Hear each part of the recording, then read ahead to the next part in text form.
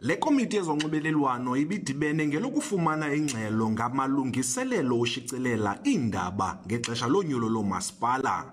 Unyulo luza kubanjwa ekupheleni kuka-Okthobha. I-SABC ithi inkqubo yokudendwa kwabasebenzi ayizokuba nefuthe kule nkqubo yokushicilela unyulo loomasipala. What we have gone through as Section 189 will have no impact in how we are going to deliver the elections.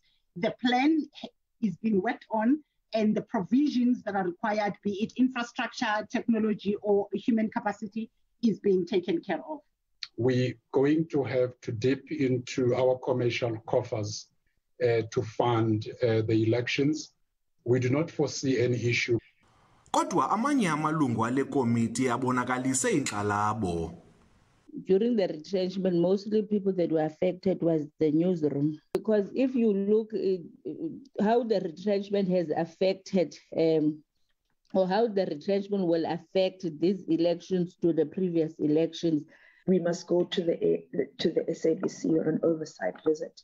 That is more within our role, where we can go and speak to the staff broadly. We can see what's going on there. Some, staff members are calling for an independent judicial commission of inquiry, into these the Section 189 not being handled in a way that the staff feels it was fair. I-SABC ithi le nkqubo ka-Section 189 ivunyiwe ziinkundla ezijongana nemiba yabasebenzi.